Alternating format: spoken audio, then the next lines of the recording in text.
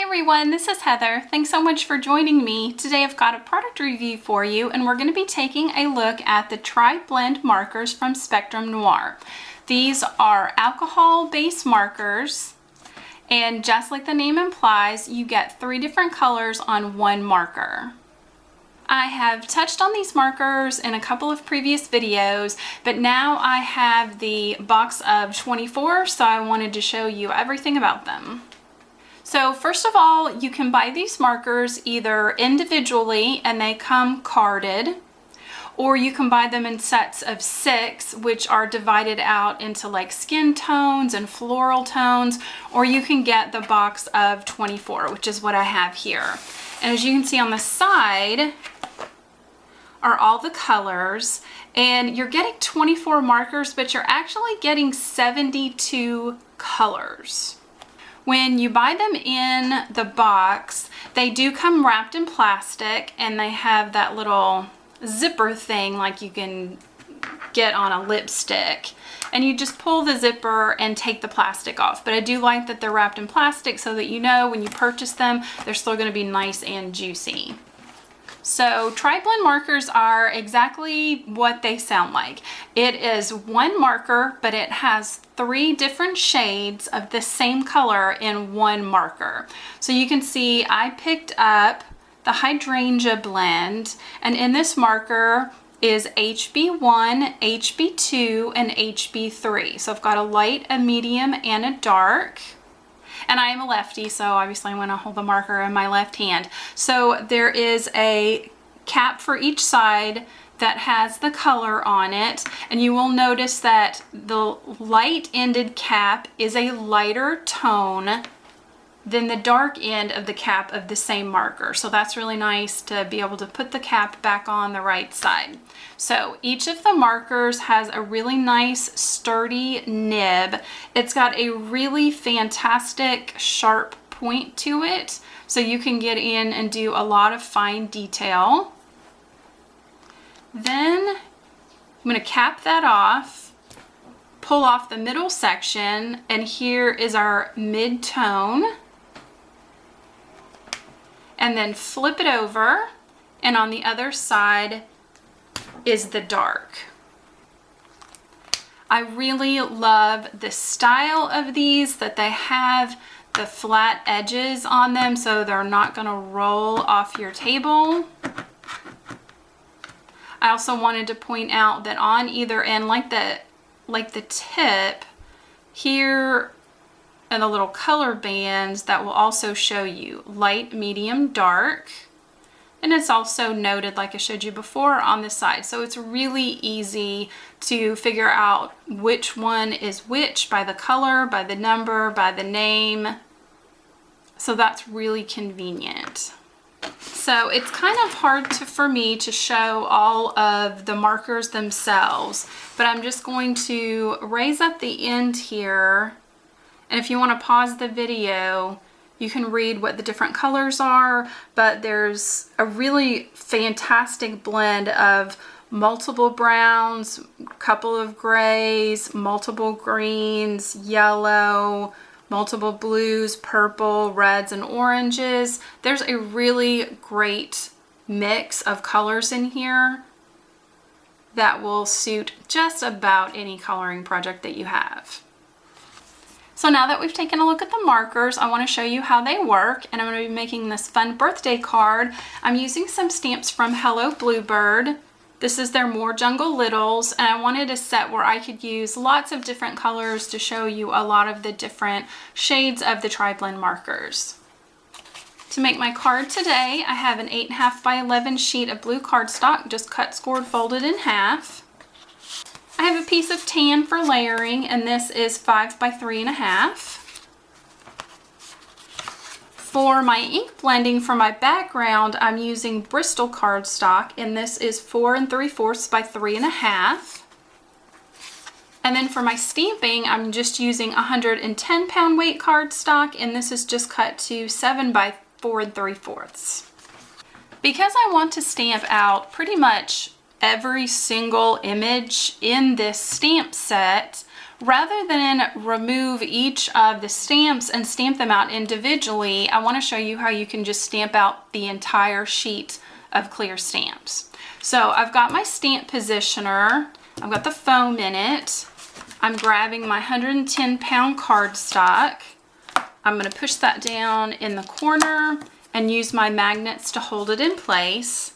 I've removed the backing sheet from my clear stamps, and I'm just going to kind of line that up in the corner, making sure that my magnets are out of the way.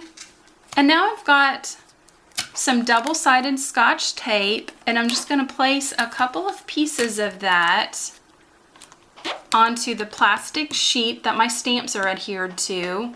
I'm going to close the lid,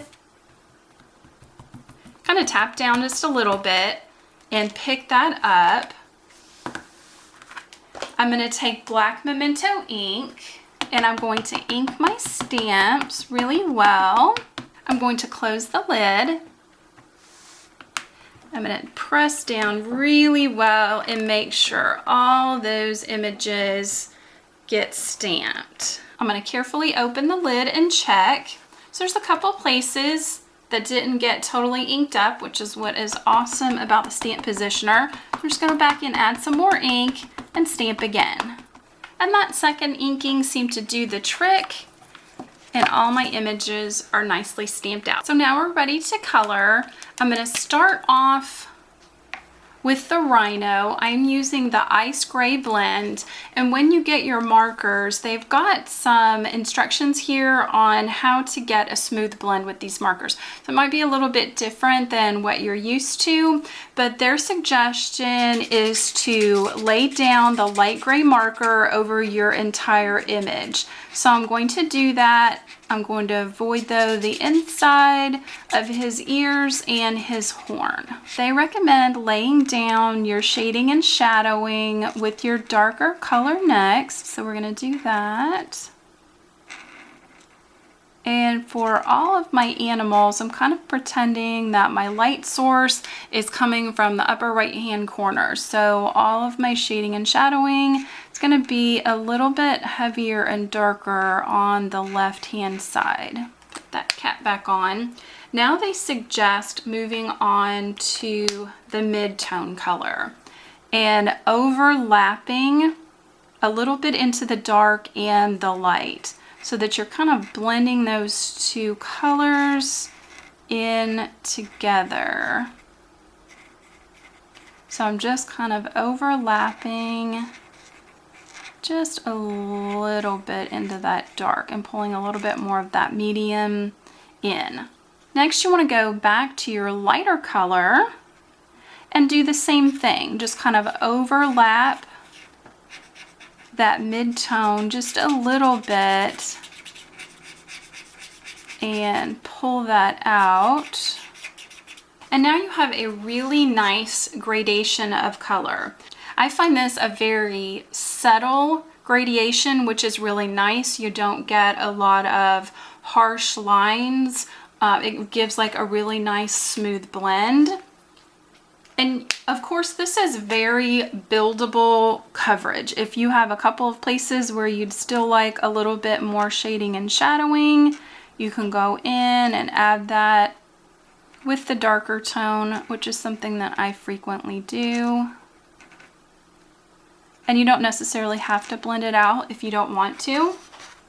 And if you feel like you need more, you can add more of the medium, more of the light, and just really continue to add and get as much of a gradation and shadow as you would like. Next, I'm using light green for my alligator, and I'm just going to do the same thing. I'm just going to completely color him in with the light shade. I'm going in with the dark. I'm going to add that nice shading detail onto him. Go in with the medium color. Blend those two together, and then go back in with a lighter shade. So I really love the convenience of this. You don't need to dig for your different colors. They're all right together on one marker for you. And there's no guesswork as to what color you need. They're all in together. You will notice, like on the green, they're not all necessarily like 1, 2, 3. Like this is LG1, LG3, and LG5. So they've kind of taken all the guesswork as to which of these kind of give the smoothest blend.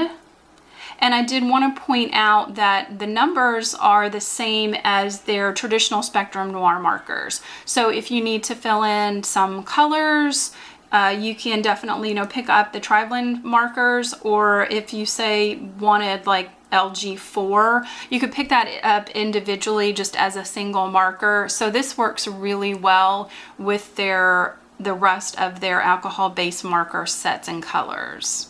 So I'm just going to continue coloring exactly the same way that I have on all of these others. And I will share with you which of the Tri-Blend markers I am using on each of my animals. So I'm doing my elephant now, and I am using the brown gray blend. Moving on to my meerkat, I'm using earth brown. It's my finished meerkat. I'm moving on to the leopard, and I'm going to be using the tan blend on the leopard, and I'm leaving the inside of his ears and his nose uncolored for now. For my zebra, I'm going back to the same ice gray that I did on my little rhino. But when I color him in, I'm going to avoid his stripes and go in just a little bit on the mane. Now this time I'm going to skip my middle tone. I'm going to go straight to the dark. And I'm sort of using this as my middle tone instead, because I want this to be a lot darker than a gray. So this is the one time I'm going to pull in a marker that is not a tri-blend. So I just wanted to show you how nicely you can still incorporate any of these other alcohol-based markers from Spectrum Noir that you might already have.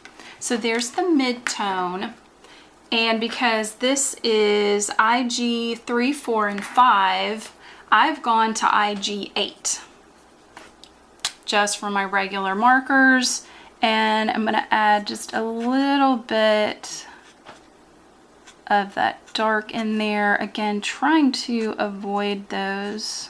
Go back to my lighter tone and blend those in together.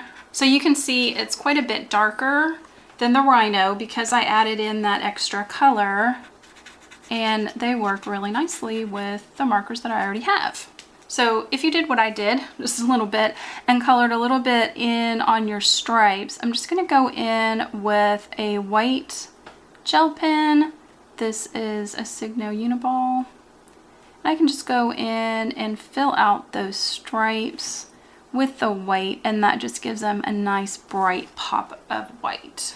For my giraffe, I wanted to kind of mix my colors in a little bit, so I'm going to the medium tone of light yellow, and I'm going to color in the spots. And now for the body, I'm going in with the gold brown blend, and I'm just going to avoid all those spots and the ears. So just like I did with the zebra, I'm just going to be really careful when I'm coloring in with my shading to kind of go around all those spots. Use the mid-tone to blend that in a little bit, and then go back over those areas with the light just to blend it all together. Again, trying to avoid those spots. So for my hippo, I know that hippos aren't really purple, but because I had so many gray animals on my card, I wanted to try and introduce a little bit of a different color, but I wanted to change it up so it wasn't quite so boldly purple. So I'm taking the fair skin blend in the light and completely coloring in my hippo. Then I'm moving on to the hydrangea blend, and I'm going to go over that, and I'll show you up here in the corner. That is what it looks like on its own, but when I lay it over this fair skin tone, it really changes the look of the color and turns it more into kind of a purpley gray, which I really liked for my hippo, and just kind of helped him have a slightly different color. So don't be afraid to layer and mix your colors in. So just like before, I've laid down the lighter color. I'm going in with just a little bit of this dark because the dark is very purple, so I don't want too much of that.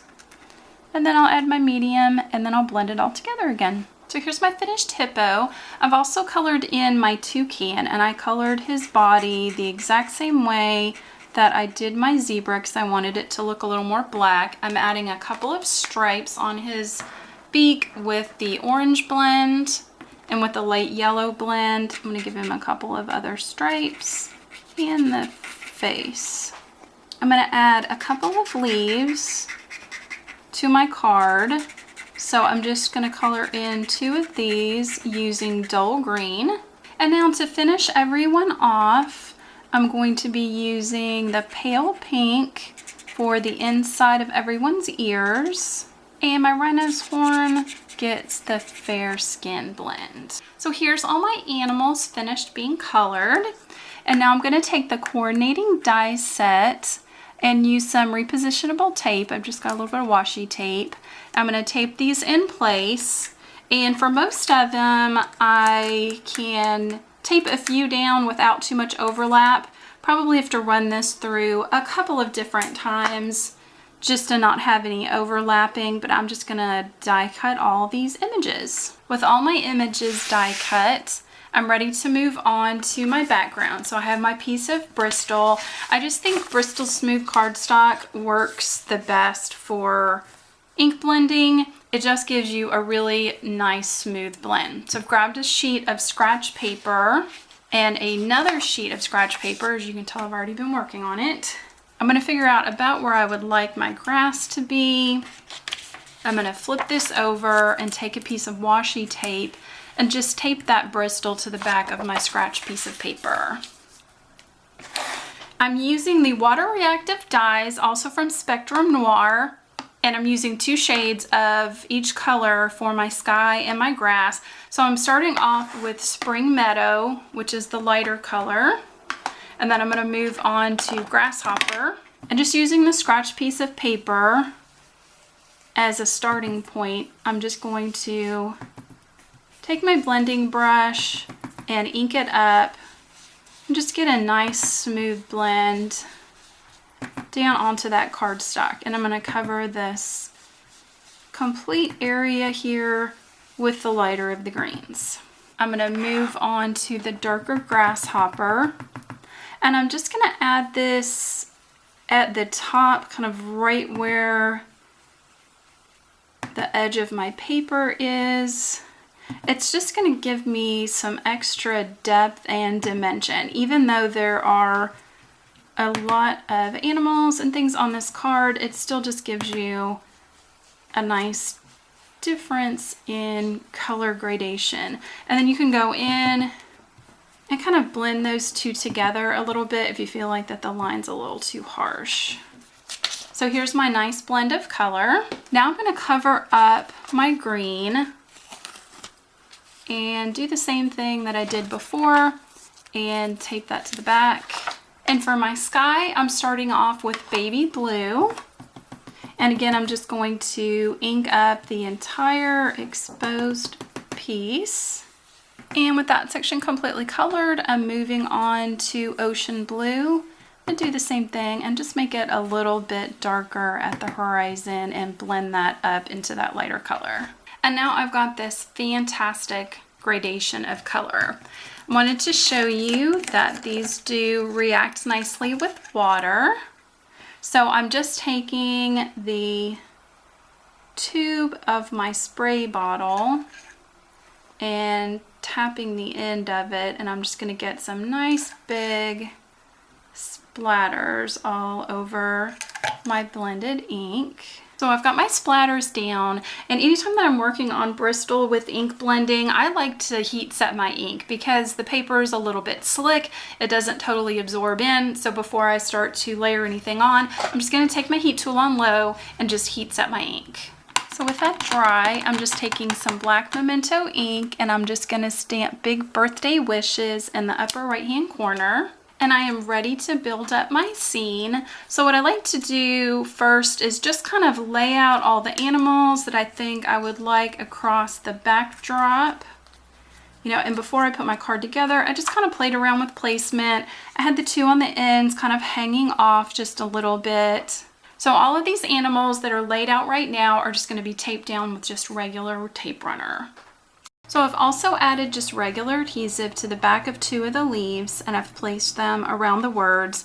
I've added foam tape to the back of the leopard and the zebra and the little toucan I'm going to place on top of the elephant's head. I'm going to adhere this to my tan cardstock. I'm going to place that on my card base, and here is our finished card. So I hope you've enjoyed taking a look at the Tri-Blend markers from Spectrum Noir. I think they're very easy to use. It's a really great way to get some shading without having to do a lot of guesswork. It's also a lot more compact and you can travel with them a little bit easier if you want to go to crops or classes or take them on vacation. You actually have 3 colors and 1 marker, so they also take up a whole lot less space if you're traveling with them or in your craft room. If you like this video, please give it a thumbs up. Be sure to check out my channel and subscribe. And I'll see you next time. Thanks for joining me. Bye.